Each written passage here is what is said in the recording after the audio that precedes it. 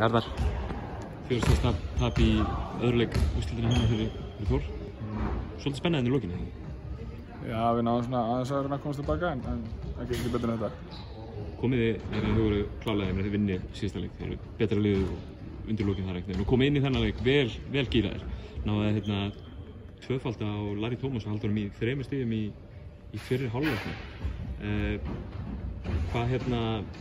Hvað var það eitthvað sem þið lögðu upp með fyrir leikina, reyna að skrúa alveg fyrir hana?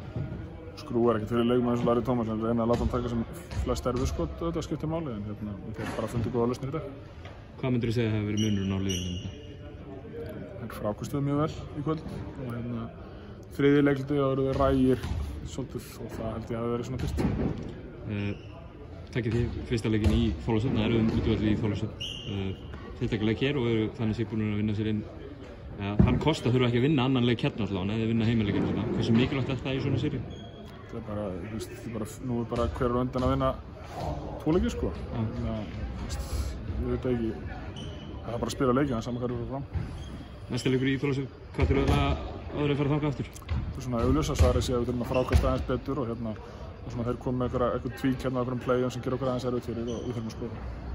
Alveg í lokin, eftir að tapið hafi kannski sé mjög væntanlega sárt fyrir þína menn. Það hafi verið gaman að sjá fulla höll hérna í dag og mikið læti og gleði. Já, geggjað, frábær stemming, aðdáðnir okkar góðir, aðdáðnir þeirra góðir. Það er bara ógeðslega gaman að fá taka þetta í. Frábært, takk.